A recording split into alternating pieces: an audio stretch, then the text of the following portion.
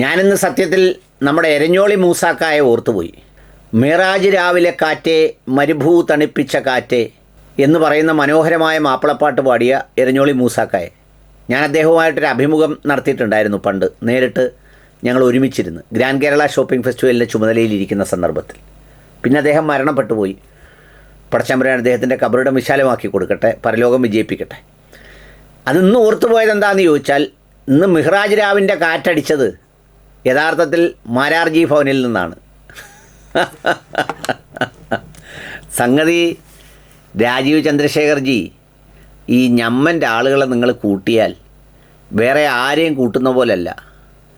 അവർ പിന്നെ മൊത്തം കാര്യങ്ങൾ ഏറ്റെടുക്കും. നിങ്ങളെ ആരെക്കാളും നന്നായി സ്നേഹിക്കും, നല്ല നല്ല ഭക്ഷണം തരും, ബാക്കിയുള്ള ഏർപ്പാടുകളെല്ലാം ചെയ്യും. വേണമെങ്കിൽ നിങ്ങളുടെ ആഫീസിൽ ഒരു മൗലീദോ റാത്തീബോ കുത്റാത്തീബോ എന്തോ വേണമെങ്കിലും നടത്തും.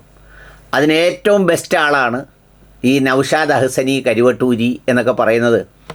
ഒന്നാം തരം ഉൽപ്പന്നമാണ് ഈ പ്രോഡക്റ്റ്. നമ്മൾ സാധാരണ പണ്ട് കൈത്താൻ ഫാനാണോ ഒനീഡയുടെ പരസ്യത്തിലാണോ എന്ന് അറിഞ്ഞുകൂടാ. അസൂയ നന്നല്ല, സ്വന്തമാക്കി അഭിമാനിക്കൂ എന്ന് പറയാവുന്ന പത്തരമാറ്റുള്ള ആഹ്റ ഉറപ്പാക്കിയ മൊയ്ലിയാരുട്ടിയാണ്.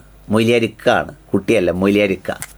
സംഗതി എന്താ, ഇന്ന് സൂഫി വഴികളുടെ പ്രചാരണത്തിൻ്റെ ഭാഗമായി കരുവട്ടൂരല്ല കേട്ടോ, കുരുവട്ടൂർ, ഇതൊന്നും എനിക്കറിഞ്ഞുകൂടാ. സാവിയത്ത് സൂഫിയയുടെ പ്രതിനിധികൾ BJP സംസ്ഥാന പ്രസിഡന്റ് രാജീവ് ചന്ദ്രശേഖറുമായി കൂടിക്കാഴ്ച നടത്തി.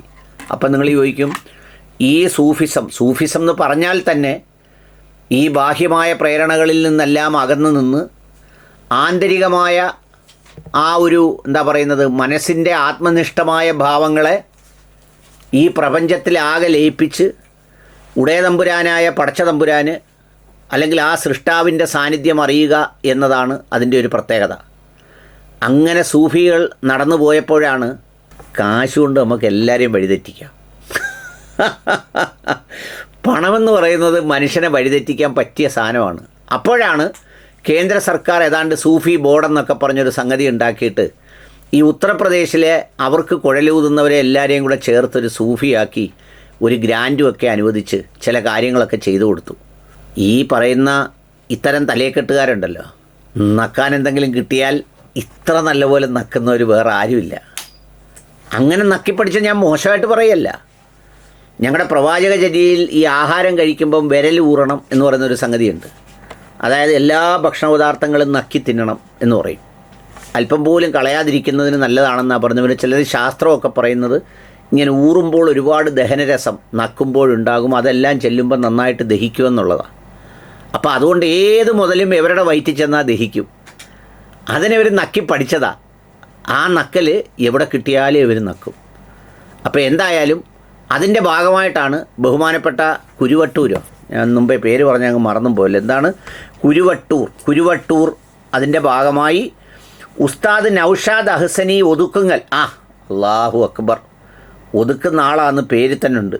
പിന്നെ തൊഴിയൂർ കുഞ്ഞി മുഹമ്മദ് സഖാഫി എന്നിവരാണ് പോയത്. അവർ പോയതോ സമൂഹത്തിൽ സ്നേഹവും സൗഹാർദ്ദവും നിലനിർത്തുന്നതിന് പ്രധാനമന്ത്രി നരേന്ദ്രമോദി വഹിക്കുന്ന പിന്തുണ അഭിനന്ദനാർഹമാണെന്ന് അവർ പറഞ്ഞു. എന്ന് മാത്രമല്ല, BJP സംസ്ഥാന വൈസ് പ്രസിഡന്റ് അബ്ദുസലാം, ന്യൂനപക്ഷ മോർച്ച ജനറൽ സെക്രട്ടറി ഷെയ്ഖ് ഷാഹിദ് തുടങ്ങിയവരും ഒപ്പം ഉണ്ടായിരുന്നു. അങ്ങനെ അവരുടെ എല്ലാം പിന്തുണയോടുകൂടിയാണ് നമ്മുടെ കുരുവട്ടൂരിനെ ഒന്നും അടുത്ത് നിർത്തിയിട്ടില്ല. സലാമുക്ക ആണെങ്കിൽ സാക്ഷാൽ രാജീവ് ചന്ദ്രശേഖർജിയുടെ ശരീരത്തോട് ലയിച്ച് നിൽക്കുകയാണ്. സഖാഫിയും അങ്ങനെയാണ് നിൽക്കുന്നത്. അപ്പോൾ നിങ്ങൾ ചോദിക്കുക, അവരെ കുറ്റം പറഞ്ഞിട്ട് ഒരു കാര്യവുമില്ല. എന്താണെന്ന് വെച്ചാൽ, ഈ പറയുന്ന പല സംഘടനകളും രഹസ്യവും പരസ്യവുമായി ഒരുപാട് സാമ്പത്തിക മുതലാളിമാരുമായിട്ടും അധികാര മുതലാളിമാരുമായിട്ടും ചെങ്ങാത്തത്തിലാണ്. ആ ചെങ്ങാത്തത്തിൻ്റെ ഏറ്റക്കുറച്ചിലുകൾ അനുസരിച്ച് ഇവർക്കെല്ലാവർക്കും യഥാർത്ഥത്തിൽ അള്ളാഹുവിനെയൊക്കെ മരിച്ചു എന്ന് കഴിഞ്ഞു മതി. അവർക്കും അറിയാം ഈ ദുനിയാവി വെച്ച് അള്ളാഹുവിനെയൊക്കെ പിടിച്ചിരിക്കുന്ന വലിയ നട്ടമാണ്. കാരണം അവർക്ക് ഇഷ്ടമുള്ള ഒന്നും നടത്താൻ പറ്റത്തില്ല. അതൊക്കെ മരണത്തിന് ശേഷം.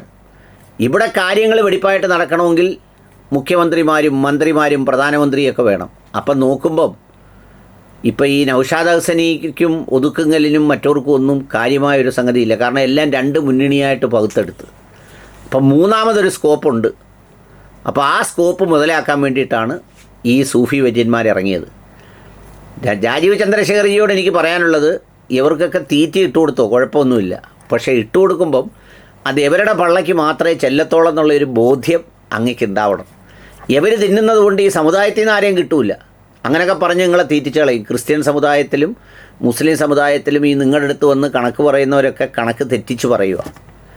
നിങ്ങൾക്ക് തന്നെ മനസ്സിലായല്ലോ പല ഔട്ട്റീച്ചും പൊളിഞ്ഞു പോയെന്ന്. കാരണം ജനങ്ങൾക്ക് നിങ്ങളെ വിശ്വാസത്തിലെടുക്കണമെങ്കിൽ നിങ്ങൾ അവരുടെ ശത്രുക്കളല്ലെന്ന് അവർക്ക് ബോധ്യപ്പെടണം. അതല്ലാതെ ഈ നൗഷാദ് കരിവെട്ടൂരും അബ്ദുസലാമിനെയും പിടിച്ച് അകത്ത് നിർത്തിയോണ്ട് കാര്യമൊന്നുമില്ല. എന്തെങ്കിലും അവരുടെ തീറ്റി കാര്യങ്ങളൊക്കെ നടക്കും, അവർക്ക് എന്തെങ്കിലും കുഞ്ഞൻ ഞുണ്ണം പോസ്റ്റ് കിട്ടും, പിന്നെ അത്തരം ചില കാര്യങ്ങൾ നടക്കും. അവരുടെ പേരിൽ എന്തെങ്കിലും കേസുണ്ടെങ്കിൽ അതിൽ നിന്ന് ഒഴിവായി കിട്ടുമെന്നുള്ളതല്ലാതെ സമുദായത്തിൽ നിന്ന് വോട്ട് വേറൊന്നും കിട്ടത്തില്ല. ആ വോട്ട് കിട്ടണമെങ്കിൽ നിങ്ങളെങ്ങനെങ്കിലും സുകുമാരൻ നായർ സാറിനെയോ പിന്നെ അതുപോലെ തന്നെ നമ്മുടെ വെള്ളാപ്പള്ളി നടേശൻ സാറിനെയോ ഒക്കെ റെഡിയാക്കി എടുക്കണം. വെള്ളാപ്പള്ളി നടേശൻ സാറിനെ റെഡിയാക്കിയാലും മൊത്തമായിട്ടൊന്നും കിട്ടില്ല, എന്തെങ്കിലുമൊക്കെ കിട്ടത്തുള്ളൂ. സുകുമാരൻ നായർ സാറിനെയൊക്കെ ഉന്നം വെച്ച് എന്തെങ്കിലും ചെയ്തെടുക്കുക എന്നുള്ളതല്ലാതെ ഈ അഹ്സനി കരിവെട്ടൂരിനൊക്കെ തീറ്റി ഇട്ട് കൊടുത്തിട്ട് ഒരു കാര്യമില്ല. ആ തീറ്റി നിങ്ങൾ കാക്കയ്ക്കും കിളിക്കും ഇട്ട് കൊടുത്താൽ നാളെ പരലോക പുണ്യം കിട്ടും.